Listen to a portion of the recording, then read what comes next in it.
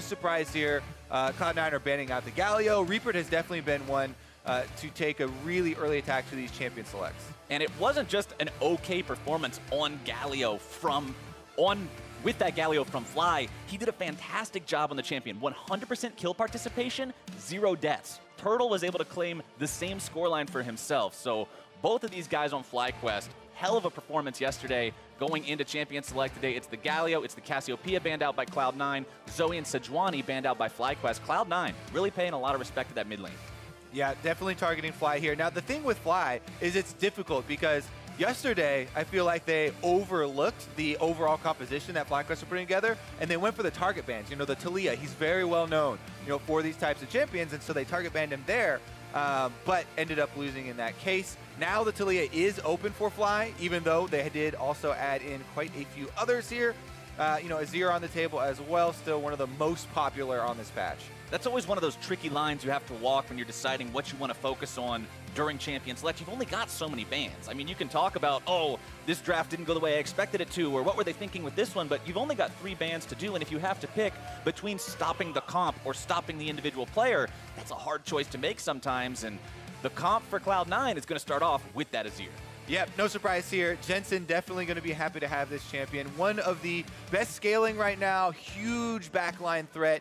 Can also protect the AD carry as well when we get to those 5-on-5s. But on the other side, again, one of the late game prominent carries right now, Gangplank, quite often from the top side, probably going to be in Flame's hands. And we'll see if he can stack that cash up. Everybody's been starting with the Relic Shield for the Bandit passive now, so you get even more gold generation.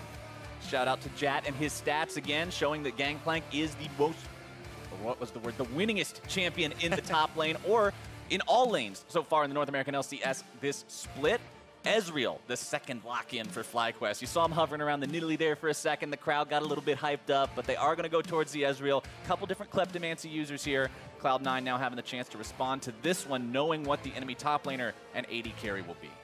Yeah, a couple of Kleptomancers. We did see a mouse over of the Kog'Maw, and this is still 8.2, by the way. The big Kog'Maw nerfs that everyone is playing on live in 8.3 aren't in yet.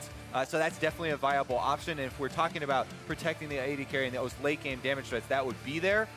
Vladimir is one of the most common picks right now into Gangplank, as we've seen him also scale incredibly well into these mid-game fights and be able to use the untargetability of the Sanguine Pool for a lot of team fights. Take it away, buddy! All right, we are going to get to see something today. Now, there are 2 things here. They are picking the Skarner with the Gangplank on the table, and as you've already gone over, Gangplank can remove Scurvy to get out of that. Skarner now, though, with 2 very long forms of crowd control, having the E-stun increase to 1.5 seconds, is also going to be an option for himself. There's the Taliyah I was talking about for FlyQuest, though. It's one of his most played champions. He's mains this champion, and he is very good at roaming. So it's interesting to me that FlyQuest are putting together a semi-global composition here. Ezreal, Taliyah, and Gangplank can all affect other lanes with their ultimates very easily. So this is already kind of showing that FlyQuest want to move around the map pretty early on, whereas Cloud9 are building an impressive team fight for later. Now, speaking of moving around the map, I want to go ahead and harken back to what the desk was talking about. Smoothie, his rotations, his support play on these playmakers has been instrumental in Cloud9 victories so far. So I want to see exactly how Cloud9 plays out the second part of the draft with both supports still needing to be picked. FlyQuest has decided they're not concerned about keeping Smoothie away from something like the Alistar. Instead, they're going to target the AD carry role. And that was a huge mistake yesterday, as we saw. Smoothie on Alistar and Licorice on the Vladimir. Those 2 could take the same champions today and try and have the same effect. And it was also into a Gangplank there that Impact was piloting that got them off to that early start and got Licorice up to this really impressive Vladimir performance that he was able to pull off. Well, why ban something away if you just want to take it yourself? We're going to see JayJ playing his LCS debut game here with that Alistar, so that should be pretty cool for him if he can make it work like Smoothie does. And JayJ, by the way, they had decided already coming into this weekend before they even played the game yesterday that both supports were going to get a turn on stage. So this has nothing to do with yesterday's performance, and of course they did win anyway. But JayJ here kind of representing Toronto. He was a collegiate player. He was on that University of Toronto team. Now he's going to be facing off against a Jinx, though. The crowd was they're hyped, definitely man. hyped to see this one. This crowd's as excited about Jinx as I am about Skarner. This is going to be a great game. Cloud9 really looking to appease all the fans here today. Now they've got the Tahm Kench as well to protect Sneaky. Smoothie's going to have some answers for himself here. Tahm Kench from the support role, very good at trying to answer some global compositions. We already mentioned, the Taliyah and the Gangplank, trying to get that cross-map pressure in. The Tahm Kench is kind of one answer here for Cloud9. They'll try and be able to keep up with that movement. Now, one thing, looking at this from the perspective of a Skarner, you got 2 out of 5 champions on the enemy team that break your ulti just by being the champion that they are. Alistar ultimate and Gangplank remove Scurvy. Both remove that effect. So Svenskeren is going to be the guy that you're looking at to start these things off unless you get a great Azir shuffle in there to get people displaced and start those fights off. I want to see how he plays this specifically going up against this Jax in the jungle that we've seen more and more of recently, honestly, playing that tank build, just being the front line, getting in there with the Counter-Strike. And the thing about Jax with the Counter-Strike, you can Counter-Strike, so then the auto from Skarner to trigger the E, he's not able to get that through, so you can't get the stun off. There are a lot of answers that could make this game difficult for Svenskeren. Ezreal, one of the more mobile AD carries, harder to pin down there with your Sting. But again, that's how we separate the good from the great. There you go. C9 do have a very capable team fighting power for later in the game. And talking about, again, yesterday, both these teams looked so damn good. Cloud9 went up against Team Liquid, and they made Team Liquid look like a team that wasn't even on their radar. FlyQuest showed up, and with their intended roster for the first time, decimated people. I want to see which one of them keeps that momentum up throughout this week, because we're getting to the point now, Kobe. This is the second half of week number 4. We're getting into the mid part of the split. This is the big main chunk of where all this is leading. It's time that these teams start making some statements. Yeah, we're into the meat of the LCS now. All right, let's get on to Summoner's Rift then. On to Summoner's Rift for the first time today, Cloud9 versus FlyQuest. Now, JayJ played with FlyQuest's Academy team this week, and we had an opportunity to ask him about his goals after the game. I just really wanted to improve and prove that collegiate players could also play in high-level games and improve to the level of LCS. I think I might not be there quite yet, but I'm definitely getting there. All right, well, he's here now. He's on the Rift, and now is the time to shine. Interesting also with Skarner, you always talk about the level 1s with your laners, and you're like, oh, can we grab both Spires at the early game here? Gold. How do you feel in the 2v2? Because starting out with those Spires actually is quite a decent momentum swing.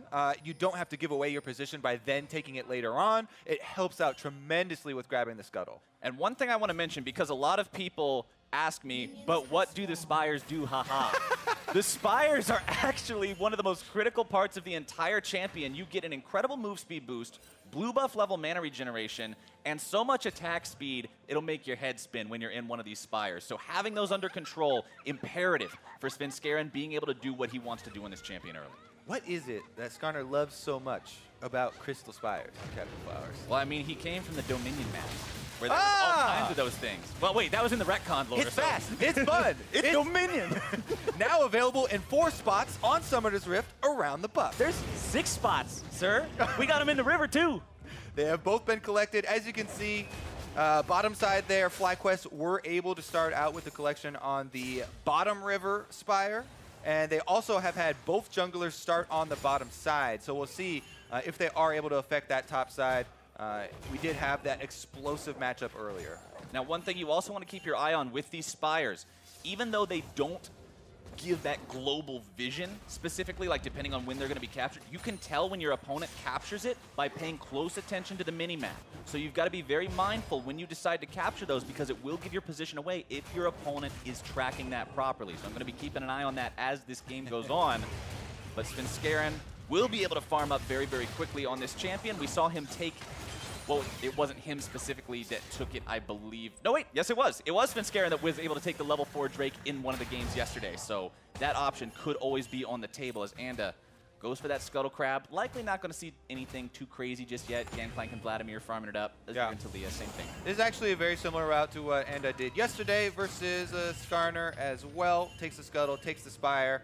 And as you were mentioning, there is a slight drawback to taking these, just like there is to popping one of the plants. When you pop the plant, you know, everybody's going to be able to see that you were there, but he doesn't care, as that's kind of the predicted route anyway, and he goes right back to farming his own jungle. Skarner, meanwhile, loving that power clear. Svenskeren is a little bit ahead so far in the jungle, the extra camp, because early on, experience means so much that, yes, going for scuttles and getting the vision is important, but scuttle crabs only give 10 experience. Yes, they do give you a decent amount of gold, but the levels are mostly about what camps you're going to be on. So you can see the early level 4 from Svenskeren, very slightly ahead of Anda, but he will get to go for the invade, and he's going to be able to steal away the Gromp. If he wanted to, he could pull it back to that Spire and try and get the speed, but he doesn't want to give away his position. He's purposely leaving that deactivated. That's one of the mind games you've got to play with this champion is, do I want to get the Spire to have the faster, safer clear, or do I just leave that completely untouched? Have him with the illusion that his Gromp is still hanging out in the jungle. Well, he's going over wards anyways. The illusion has been broken for me. It's been broken for his opponents too, but he might not be fully aware of that. We're going to see how this continues to play out. Also going to be keeping eyes on this guy on your screen right now, Licorice on the Vladimir. Incredible performance versus Impact yesterday, seeing if he can reprise that here today against Flame's Gangplank. Overall, it's FlyQuest building themselves up a slight gold lead of a couple hundred so far, just based off of farming and the fact that they've got 2 Kleptomancy users. Yeah, so far haven't seen the bag of golds, but I wasn't quite looking at the they're pretty sly inventories there. Yeah, they have made some adjustments to Kleptomancy, so the best users were lowered on the proc rate a little bit. Not too much action so far, and it looks like, you know, this is kind of what's expected, right? Not a lot of early confrontation. Tahm Kench is in the bottom side, so he's going to be able to keep most of the Alistar assisted engages fairly safe as long as they spread out. Meanwhile, on top side, Gangplank and Vladimir just farming up.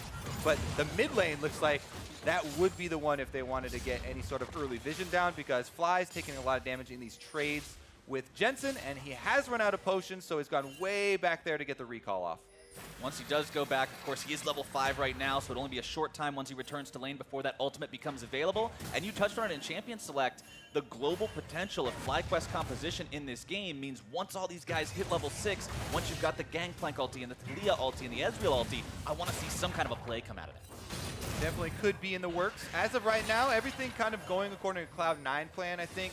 Svenskeren's been power farming a bit quicker than Anda on the Skarner, and he's going to be able to get, once again, off the first base to go replenish his wards and try and you know, get that vision game rolling. Going with the Bomby Cinder towards that Cinder Hulk build that you would expect. We got to see him yesterday go for the Cinder Hulk into the Dead Man's Plate, but now it's Flame trying to find some damage here onto Licorice. Does get the Sanguine pull out. Empowered Transfusion only going to be used onto a minion. Extra damage will not find its way onto Flame, and he'll force Licorice away for now. Yeah, it's getting a little scary for him because the level 6 Taliyah ultimate is available, so that's why you see him on the minimap. He's gone so far back, pushed out of lane, and he doesn't have teleport to get back there either. So Flame definitely doing very well for himself in the 1v1 up top side. With no jungler intervention and no support intervention, he's definitely bullying the other side of this matchup, pushing Licorice back to base where he'll have to walk from. And Gangplank is so strong just as a laner once he has that sheen. The ability to constantly point and click your opponent, harass him, get those Kleptomancy procs at the same time. It's creating a difficult environment for Licorice as Sven and Smoothie try to steal away this blue buff. Yeah, it is a good thing top side for FlyQuest, but bottom side is all Cloud9. That experience advantage that we talked about on Svenskeren due to his power farming, just straightforward clear with the Skarner, definitely seen here. He's level 6 already, and he has so much more pressure on the map than Anda does right now on Jax. That very impactful early game ultimate has to be respected because everybody's still with their flashes, and he's definitely able to pulley them off. Not only that Gromp that they were able to take, but once again, some blue buff control for Jensen, who was able to pass that one off, and that means more problems for Fly himself, trying to hold on to mid lane control, which kind of reduces his ability to affect side lanes. And just look at that ring of wards around the Drake in that bottom part of the map. 3 control wards, including one halfway deep into the enemy jungle. A couple of normal sight wards. They're really keeping control over this entire area. Smoothie does exactly what that Kench pick is picked to do, keeping Sneaky safe on the Jinx. Yep, just farming away, as is the plan. Now we got Vision in the jungle, but both junglers are also going to be able to fight over the Spire. Svenskeren can just push him off with the extra blue buff power that Jensen's bringing from the mid lane. And we'll just have a ward clearing party here as Svenskeren goes in, takes out the control ward as well. Good old farm fest early on in the game. Both teams have plenty of scaling potential. You've got Azir, Vlad, and Jinx on one side. You've got Gangplank on the other side who's able to just farm up, get that money, become that 30-minute full build monster that we've seen him be before. So neither team really feeling the pressure to do a whole lot super early just now. You can see the first Drake also being a Cloud Drake doesn't really inspire either side to go crazy. Fly not going to find the seismic shove onto Jensen there in the mid lane, down below half HP himself. So Jensen maintaining that lane control, partly in thanks to that blue buff control we mentioned earlier. Seeing Cloud9 be able to steal away that blue buff from their opponent means not only do you have extra blue buff time on your own mid laner, but denying it from that enemy means he has less wave clear as well, less ability to respond. Meanwhile, down bottom side, still trading over here. BF Sword picked up from Sneaky, and we have to start thinking about the support recalls as well. Because bottom lane is post level 6 now, and that Tahm Kench ultimate can be used, to make a play for an early tower gold bonus. Lopside one of the map and try and pull down one of those turrets very easily. But mostly it's about this mid lane control. Jensen, again, pushing him off the turret. Svenskeren going for those invades. And this is something that people kind of talked about when Svenskeren first joined the team. If you look at Cloud9 in the offseason, one of the questions was, how are they going to work together? Svenskeren, very aggressive jungler, and Jensen, very dominant laner. Now they're really combining there for some extra control, and it is mostly focused on this bottom quadrant of the map. And they're ahead by so much farm. Jensen's up 15. If you look in the jungle, a 25 advantage for Svenskeren. Even bottom lane, Sneaky, building up a small lead for himself. The gold advantage for FlyQuest exists only in that top lane, pretty much. You can see 4,100 gold compared to 3,200, a 900 lead for the Gangplank, but that lead is being made up for when you look at the other roles. The Skarner with the lead, the Azir with the lead. The Ezreal and the Jinx are pretty much even. The Kleptomancy procs are making up for the small farm advantage on the Jinx, but overall, the solo lane power differing heavily between the two teams. Jensen on the Azir versus Flame on the Gangplank. The war of the hyper carries, the scaling, Kobe. Who's going to scale harder? Well, as of right now, Jay goes in for another trade, gets the stun onto Tahm Kench, and Sneaky a little bit of damage on the outside. Yeah, Sneaky getting himself back in time. True Shot Barrage fired off, but it goes right between the goalposts. Turtle going to continue pressuring up now, firing off those Mystic shots, and we'll go over the wall with that blast cone, seeing maybe if they can set something up here. Weaver's wall going to be coming in, will not block off the escape, but still 4 versus 2, first blood. Over to FlyQuest through the Gangplank ultimate. Sneaky's going to drop now as well, and grabbing the kill on that one. 2-0 FlyQuest. And that's the expected play from Champion Select when you mention all of the global ultimates that FlyQuest have, but the response from Cloud9 is to push in both of those lanes, and as well move in to try and get the Rift Herald. Let's see. First turret bonus, though, should definitely go over to FlyQuest since they have everyone down there, and they should easily be able to secure this early gold lead. So let's see what they can do to push that tempo. Early on in the game, the cooldowns on global ultimates are fairly long, and they won't be available for any counterplay quite yet. Ooh, speaking of counterplay, there's no QSS bot for Fly yet. Svenskeren, if he can land himself something here, is able to find a flash into the ulti. There comes a Shurima Shuffle, but the Shuffle's not going to find the mark just yet. The stun is down. There's that buff CC duration we're talking about, baby. Cloud9 get themselves on the board. As you see that chase developing, I'm kind of wondering, will Fly respect the Flash Skarner ultimate and flash early? But he never decides to flash over the wall. He waits till after Svenskeren flashes in and gets the ultimate off. And that ends up costing his death because the counterplay of the Tahm Kench ultimate we also talked about allows Smoothie and them to join, and they do get 1 kill back for themselves, but still, FlyQuest, because of their aggressive move, are able to retain that gold lead, and we'll see if they can continue to press down. The Cloud Drake is available, and they're fighting over the Scuttle Crab now as we go into the replay. Here's another look. Taliyah ultimate, Gangplank ultimate on bottom side, and Alistar is the perfect one to tank up any sort of tower dive. So this is kind of the expected play with the composition, and they pulled it off very well. Oh, yeah.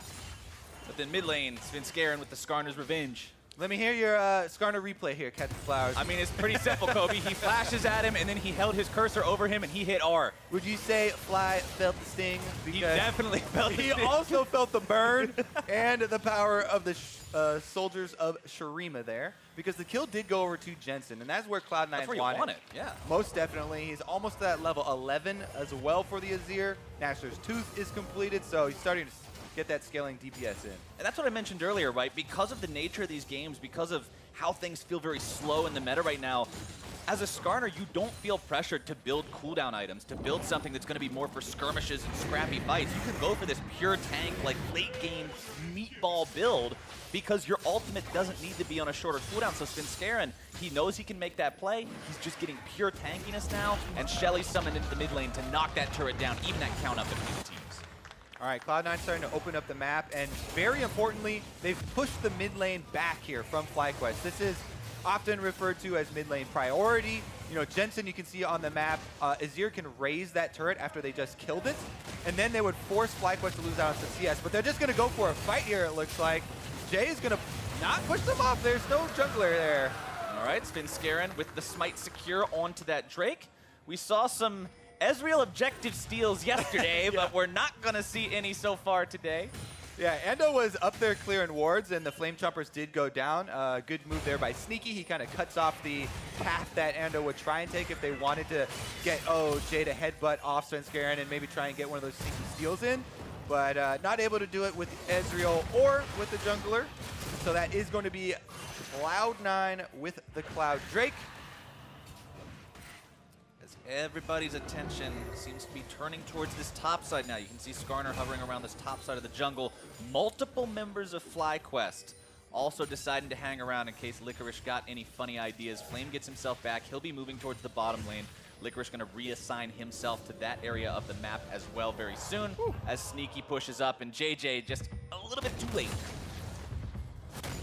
Oftentimes, if you're checking brush like that and you definitely want the stop, no matter what you find, you can just attack move into the bush if there are not minions around. That way, if you do run into that, then your champion will just straight go for it. But they're going to press down the turret anyways. It's going to be a trade a little bit here. Even though Flame has gone down bottom and Gangplank's pretty good at clearing off minions, I think they're going to get it anyways. And they might actually fight over the top one. Licorice and Svenskeren trying to stop this. It's going to be 2 versus 3. Can they do it? Svenskeren and Licorice are going to have their work cut out for them. Sanguine Pool going to be used.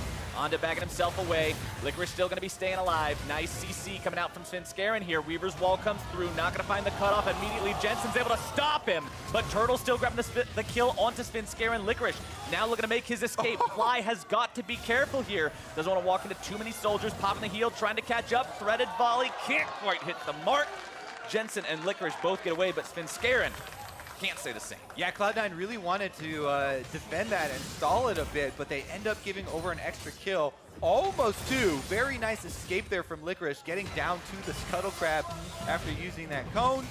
And here's the attempt at the 2v3 defense of the turret. You see they clear out the minions, but it doesn't matter as FlyQuest still finish it off. Then, during the Alistar ultimate, FlyQuest are trying to pressure, and they get pushed back a little bit here until the Taliyah ultimate comes in. Then we see FlyQuest going very aggressive. Turtle is the Ezreal, so he's definitely able to chase, and they force him over the wall here. Jensen, though, with these soldiers, buys an escape route there for Licorice to run down through to the rest of the team. We're still looking at a real close game, though, Kobe. This is 2 turrets to 2 turrets. You've got a Cloud Drake on one side, 2 kill advantage on the other side, and a little over 1,000 gold separating the teams as we're about to crest the 17-minute mark.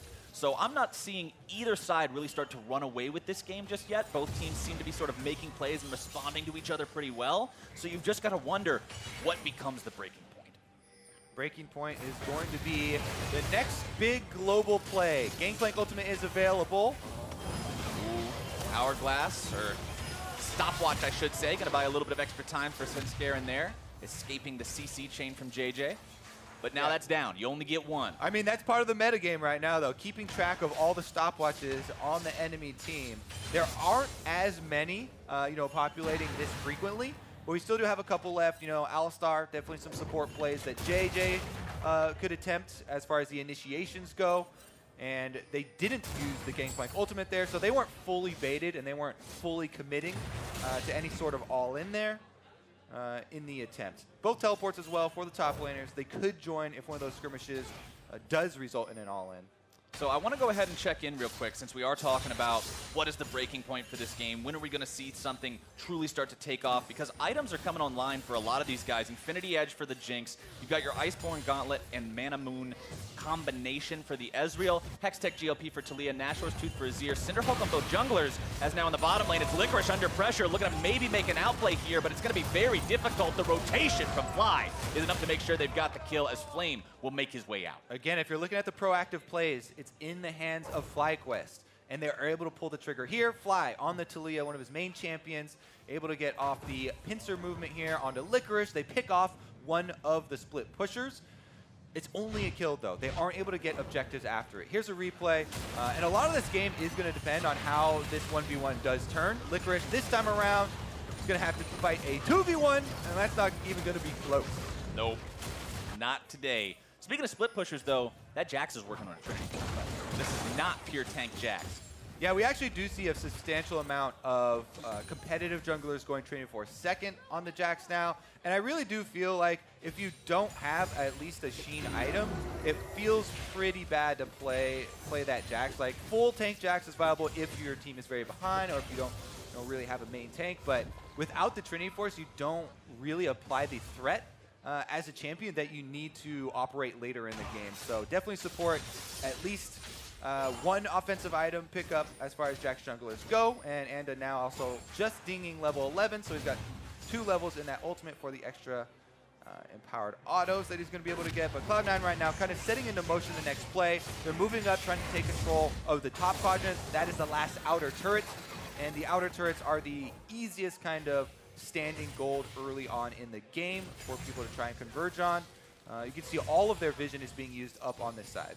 Yep, and if they can get that one, that's of course going to be more map control for them as well. Push up further into the enemy jungle, lay down some vision wards, lay down some control wards. Just try to maintain enough control to maybe set up some kind of a play with the pick potential on the Azir, on the Skarner, maybe cut somebody off with the Tahm Kench. But second Drake is now live as well, so we might see somebody look to turn attention towards that. Baron now also on the table. Meanwhile, we had an attempted roam on the minimap. You can see Azir, not quite as good a roamer as Taliyah as he walks over a ward, and so the pings go down. They just had to back off, but now Svenskeren. Uh-oh, Sven. All right, he's just fine. Seismic Shove not quite going to find him today, but he is going to walk right back into Anda and WildTurtle. Loses about 2/3 of his HP. Really going to have to be careful on this one. Going with that Summoner Spellbook with Sorcery combination means you don't have any real defensive tools in your setup. And that big of a chunk out of the jungler is something that can spawn just an objective itself. Just taking out 50% of a jungler's life dissuades a lot of those aggressive moves, so FlyQuest immediately moved down to the Drake, and they're going to be able to pick up and even out the Clouds.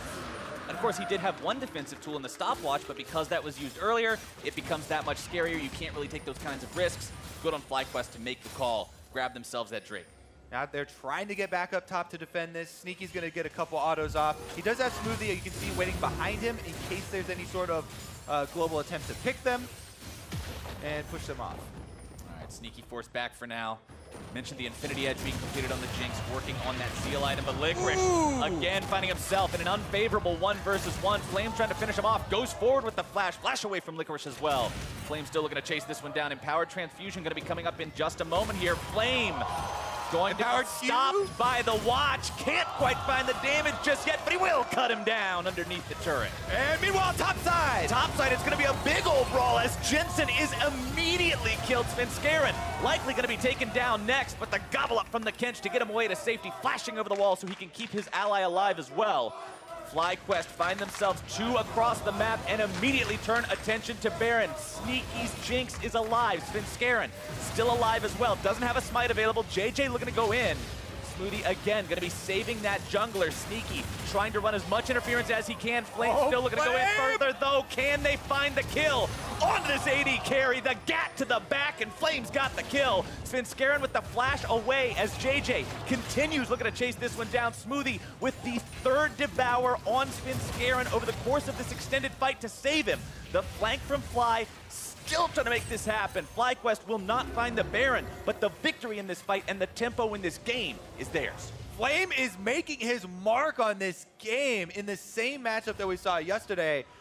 He says without any sort of intervention from Smoothie, he's going to take over this 1 versus 1. He's the one who got the gank from Fly, from the Taliyah, help it out. But man, he takes this 1 versus 1, Licorice there into the brush, and Flame does not hesitate. He's chasing this one all the way, goes in for the flash, continues to fire away, and even with the stopwatch here, buying some extra time for the extra empowered Q to come up from Licorice. He does get his heal off, but it doesn't matter. Flame finishes that kill, and then since he's alive and he has the teleport available, he's going to try and capitalize on the top lane play as well. This was FlyQuest, again, getting another pick, so they also took down Jensen here, the Azir, that big DPS threat, and since they took him down so early, that's why they got the control of the map. Jensen just got absolutely annihilated in that fight. No chance to contribute or do anything meaningful for his team. As now Cloud9 still finding themselves only 1,500 gold down. Have to make sure they don't fall into any more traps like that. Licorice especially going to have to be very mindful. This is not the same game he was playing yesterday versus Impact. This is not the same matchup.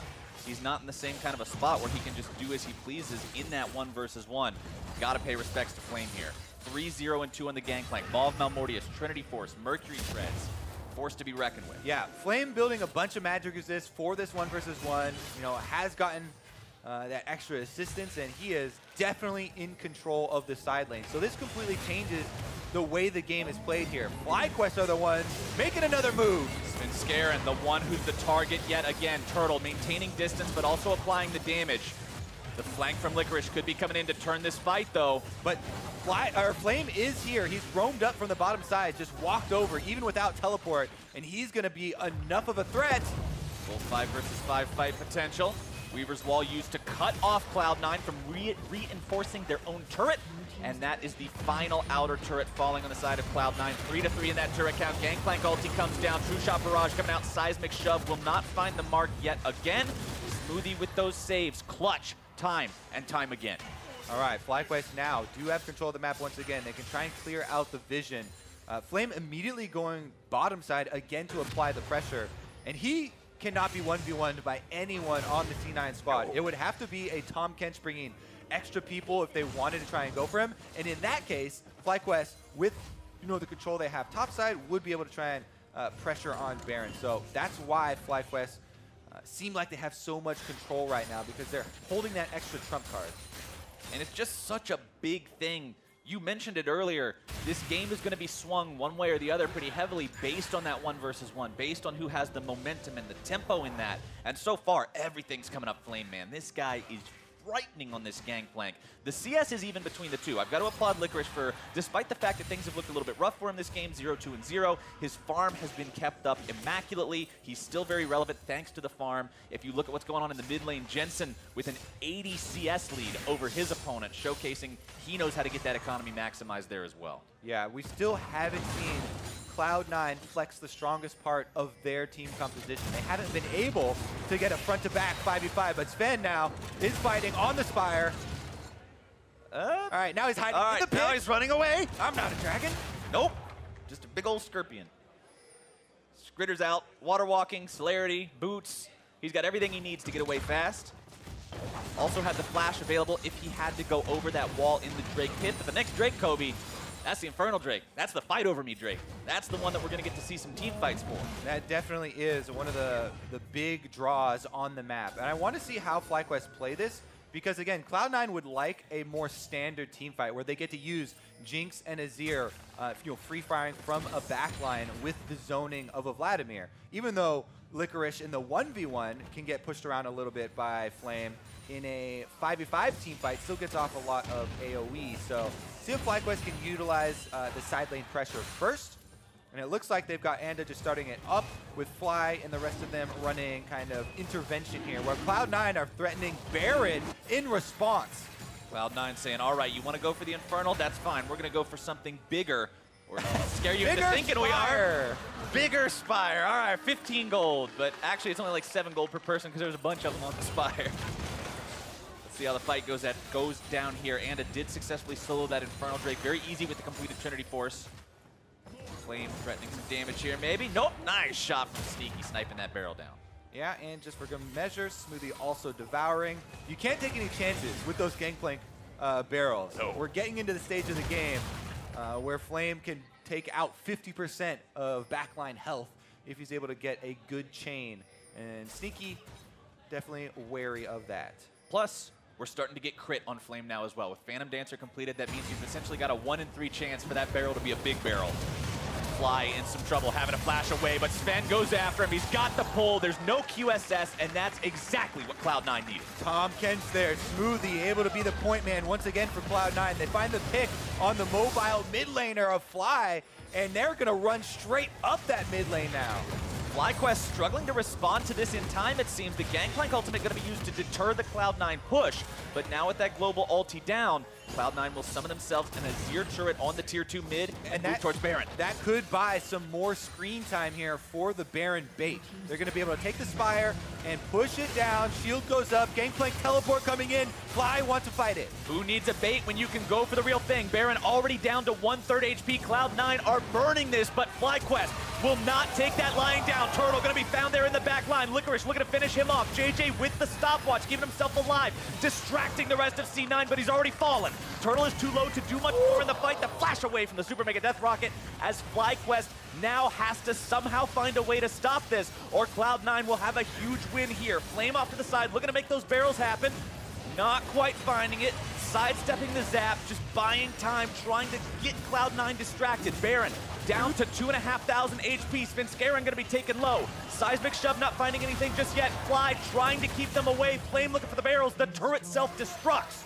FlyQuest have now taken control over the area. They've forced Cloud9 off. What a dangerous little dance there around Baron. In the end, Cloud9 pull out of the pit just barely because Fly shows up on the Taliyah, threatening to pin them all inside of the pit. And they weren't quite sure on the exact timing of that Gangplank ultimate. Later and later stages into the game, it's hard to keep track of that cooldown. Right now, though, FlyQuest taking the opportunity to jump back onto that objective, and they're burning it down. Oh, here we go again, Kobe, down to half HP. Baron going to be taken lower and lower. JayJ denying Svenskeren the entrance, and FlyQuest will find Baron, but where does the fight go from here? Flame going to have that mob proc, trying to get himself away. The zap finds its way onto JayJ, who's going to use the Alistar ultimate to buy time. The sacrificial lamb has been chosen. FlyQuest will lose their support, but nobody else in exchange for grabbing that Baron. Touch and go here. Good move by FlyQuest, making that very quick call. No hesitation to slip back into the Baron pit and burn it down. One kill there for the objective. Definitely worth it for them. Let's see what Cloud9 can try and respond with during the 4v5 power play. This has been such a damn good game. Both teams are just playing their hearts out here, just blow for blow over and over again. FlyQuest getting themselves the edge for now, 3,000 gold up. But it's all about what you get. It's all about what that buff translates into. There's still 2 turrets standing outside the Cloud9 base. That's kind of where I expect to see this focus go. And they have to be very careful with how they operate. Because again, there's so much damage potential from Sneaky and Jensen. We're getting into the later stage of the game. Crit multipliers are all here for Sneaky. If the Jinx gets the 1 kill to get excited, it becomes very, very difficult. Not only to keep her pinned down because she's so mobile, but the damage threat just goes through the roof now as well. And we're definitely going to have to see FlyQuest utilize, again, the globals that they have, the side lane pressure, try and get multiple minion waves buffed up with the Baron. They're trying to coordinate right now the bottom lane as well. Fly, you can see on the minimap heading over there, but he's got 2 minion waves he has to catch up with, so they're going to stall this out another 30 seconds. Yep, everybody else just has to pump the brakes a bit, wait for Fly to get this shoved. That's how split pushes work. Everybody's got to be at that same point in the map, shoving up together. If you make somebody answer multiple lanes, but answer them 10 seconds apart, it's not really multiple lanes. And if you're looking at it from Cloud9's perspective, when FlyQuest are actually spread out like this, your eyes are on the Skarner. Your eyes are on Svenskeren. Will he be able to get a pull onto anyone? Ooh, trying to go for the flash there, but not finding it. The jump away from Anda is enough. I mean, their eyes were on him. Eyes wide open. Yep. Eyes wide open. I see you coming, boy. Svenskeren not finding that. That feels really bad, though, because as the Skarner, Flash ult is so huge. The difference between normal ult and Flash ult is real big. Hey, they get the slow. But can't quite find anything else. The Counter-Strike doing wonders to stop the stun from coming through. As the push continues up here in the mid lane, but Jensen sneaky, doing a good job clearing that all out. Jensen going to be taken incredibly low, though. And with the Counter-Strike again, keeping himself safe here as Fly continues to push bottom side. Flame doing the same up top. Svenskeren just hoping somebody walks close to this that's not Jax. Yeah. And he's using the extra speed of the Spire there to try and close the distance. But we've seen the same interaction 3 times now. FlyQuest used the Taliyah wall to push them off the turret, try and get some damage down. All right, let's see if they can actually translate this into the turret take, though. They still got a little bit more damage to go. Flame with some extra deeps from Here that it is. barrel, but Licorice with the flank. This could be what Cloud9's looking for. Top of the Hemo Plague onto Turtle. Now the counter engage from FlyQuest. Onto jumping in, the Counter-Strike going to be used, but the suppression is down, and Jensen goes on a killing spree.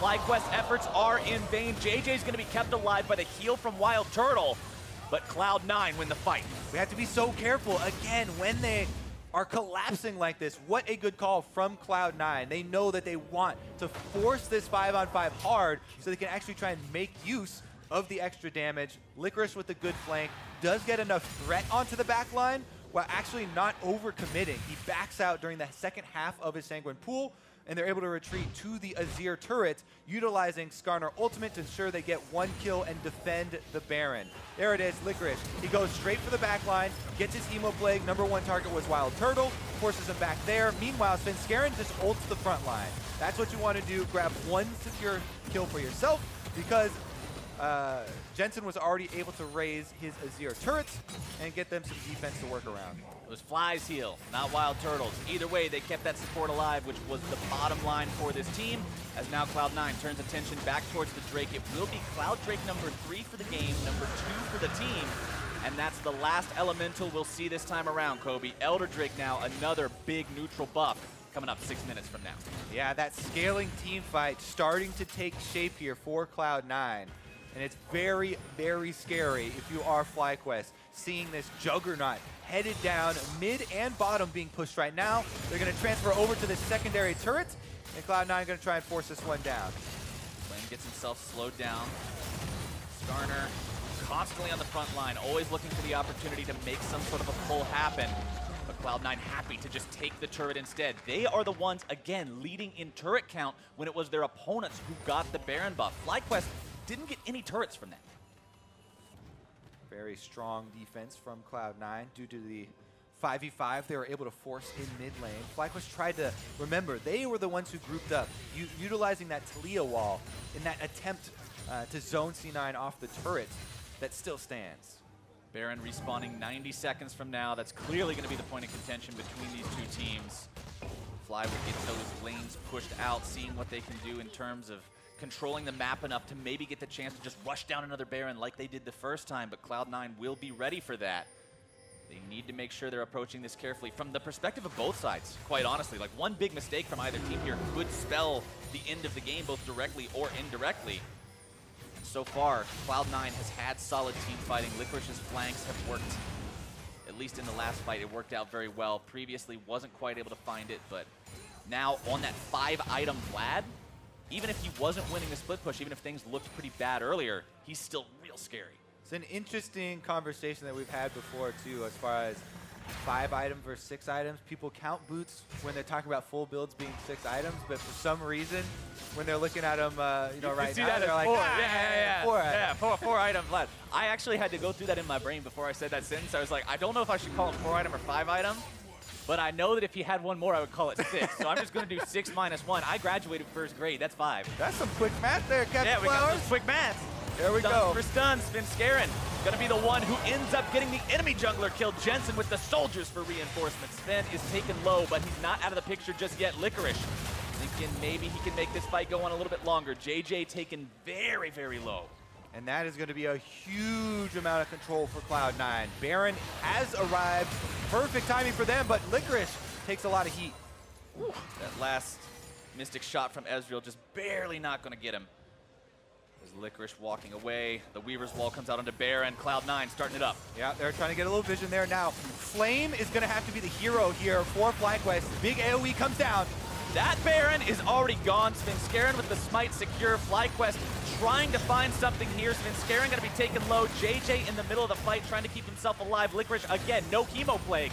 Trying to stay safe in the back part of the pit, but he will get himself over the wall with the flash. Sneaky on the front line, firing that auto off. Can he get it? Flame looks to go over, but he can't quite do it. The shutdown for Jensen. And now the teleport's going to come in to ensure it. Licorice is coming in. There's the Vlad. He's able to find the damage. Fly goes down. They're going to find JayJ here as well. Things have gone fantastically for Cloud9. WildTurtle behind enemy lines and alone. They don't even care. Their sights are set on the base. Ooh, Flame trying to trade crits there with Sneaky, but Sneaky gets the last laugh. And that is going to be Cloud9 demolishing the FlyQuest base here. They run straight up the middle with the Baron buff, 5 men strong. This could just be the game, Kobe. This should just be the game. All they've got is a Jax in the jungle and one Ezreal standing between them and winning this game. If that was a crit, that would have killed Turtle. Super Mega Death Rocket going to be walked up by Onda. Svenskeren with the pull on that Jax into the entirety of Cloud9. A little bit more damage to do it. A god like Jensen, a Hemo Plague onto Turtle, and Cloud9 off the back of that fight will just put the final nails in this coffin right here, right now. They're on to the Nexus. Unless FlyQuest have some sort of an immaculate defense planned out, this will end right now. Smoothie going to be taken low, Licorice as well. Cloud9 win the game. We scaling, boys. Scaling all day long. Team fight comp came online, Cloud9 played it well, and as soon as they found that one big fight, off to the races. It's what a lot of teams have been defaulting to in the current meta. FlyQuest, they played a lot of that early game very well, especially Flame. You know, Fly was able to get there with a Taliyah roam to help him out with one of the solos, and they were able to have a lot of power early on, but the defense from Cloud9 during the Baron buff, the teleport flank in from Licorice completely turns the tide. And that was enough money. That's all that they needed to start grouping up and using that 5v5 power to be able to end out this game. Both teams looked good this game, though. FlyQuest looked like they were doing really well in the earlier parts of the game. They were using their global elements properly. They were split pushing the flame. They were using the walls to cut people off. It just wasn't fast enough. Cloud9 knew how to turtle. Like you said, they defended very well against the Baron push. They didn't lose a single turret. And it made it so they didn't succumb to the FlyQuest win condition, and eventually their own was just too far online to stop. Yeah, Sneaky didn't even have to get a single kill that game on the Jinx, but he was doing so much damage output with the long-range rockets. He just farmed up the crit items, and the pressure that they're able to put out with all of the DPS, as you can see from the graph from those 3 members, was enough to earn so much for the objectives that they're trying to set up. I mean, when you've got Azir and Jinx together, you're talking about massive amounts of fast-firing, long-range AoE damage, and it's just so hard to deal with. But to hear more about how Cloud9 pulled that back, let's send it over to the State Farm Analyst Desk. Thank you very much, gentlemen. Cloud9 pushed to their limits in their victory here, moving to 7-1 over FlyQuest today. But that's where I want to start, the fact that this game was even as close as it was, and FlyQuest had many an opportunity to pull this one out. Right, I think you can kind of look at this as potentially a blueprint on how to attack C9 in the future. They had a lot more focus on roaming. We said you got to out-macro C9 a little bit in the early game. They did a pretty good job of doing that. They didn't let Licorice get snowballing, which is something that C9 loves to play around, and then Smoothie was pretty inactive in the early game. So I think this is something where you can take that as a way to go against C9. And I also wonder that C9, if they chose to do this or not, like clearly they know they can win with Smoothie on Alistar. They've also won a lot of games with Taric, so Taric and Tristana were up.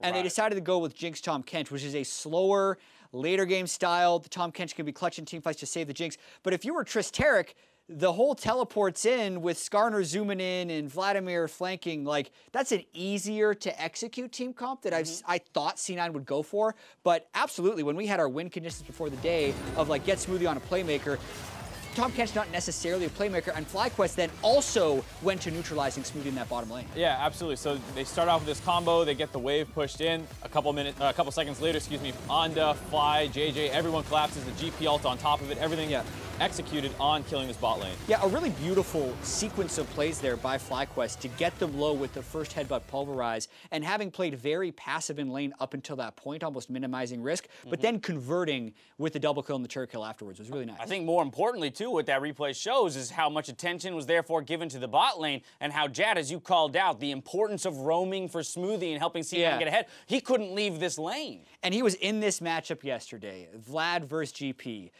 Smashed impact in it, and we're going to show the Smoothie roaming reel.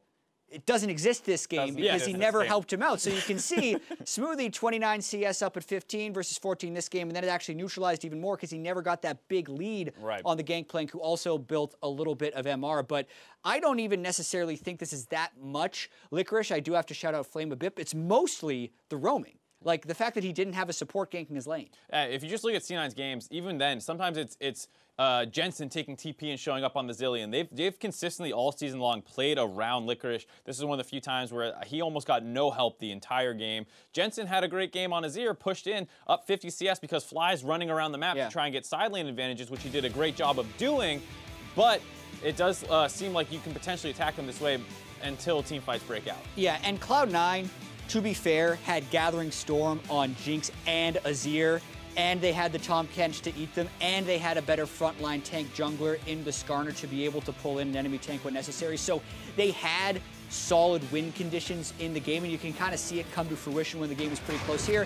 They get a pick, tank jungle versus tank jungle, and just look how fast Jax dies. That's all basically Jensen damage. I mean, Skarner gets an assist for existing as that fight happened, but that's basically what Azir does late game with Gathering Storm, like you said. So that is kind of why, despite how different this game looked, C9 was never really out of it. They always had the advantage in the front and back line. And to be fair, even these fights become incredibly close. I have to give credit to Flame for a couple attempts at winning the game, right? Some aggressive play to maybe win it all. They don't work out for him just by ounces of health. Right. Flame tries to be a hero. He ults the Baron pit. You can see a little bit later he goes for the assassination on Sneaky, but doesn't quite get the damage. It was a really close game, too. Like, this was the first time that C9 did not get the first Baron, as FlyQuest got the first one this game. So you can see that they were playing very, very well. They just couldn't quite close it out. And here he goes for that assassination onto the barrel. Gets the barrel. 800, goes to the flash Q. No crit. Literally, I wish I knew the actual number of HP points that Sneaky had left there, but it couldn't have been many as the bar looked entirely black. But here's where I want to transition the conversation now, because we talked about coming into this. It's kind of a peculiar substitution to be bringing in JayJ after a big win yesterday for FlyQuest. What was our opinion on the way that he performed? Because from the outset of the game, the bot lane was going in their favor. Yeah, I think the bottom lane is still going to be undecided for these guys. Like, Stun had an amazing game yesterday, player of the game, but the organization was very clear that they were putting in JayJ as planned before the week, because they still haven't locked their final roster. And one game on stage versus week's worth of scrims, they're going to take the week's worth of scrims for their results in the long term. I think it's still undecided, because I would say as far as debuts go, you weren't expecting FlyQuest to beat C9. I think a lot of people were expecting C9 to beat them a lot more badly. Smash so in a sense. I think FlyQuest is going to be relatively happy with what JayJ did. Yeah, I mean, obviously last game with the comp that they had, Stunt had an easier time, I would say, executing on what they needed him to do. Here, JayJ mostly still was able to do that. He is Alistar. People collapsed on his engages. That first play in the bot lane, a couple of team fights, he was able to lead them off in those situations. So I think he looked really, really good here. Like Jet said, probably still a position battle between those two going forward, but good weekend for both of them, all things considered. Yes, very much so. Cloud9 moving to 7-1. Of course, this will be the 5th game in a win streak for them, so looking very good. But, Jat, to your point about whether or not maybe this is a Cloud9 that's experimenting in their ways of winning with their draft strategy, because we always look at Reaper as one of the guys who is quite proficient in the drafting phase. Yeah, he's super good, and he has a lot of different drafts that he likes to move between. So it is also really important with the way the meta changes for them to be able to win on Smoothie, other than things that are the ones starting all the fights. So they have to build those muscles up during the regular season, because the ultimate goal is winning LCS and going international. All righty, it's time to step away for a quick break. When we return, it's Golden Guardians versus 100 Thieves. Don't touch that browser.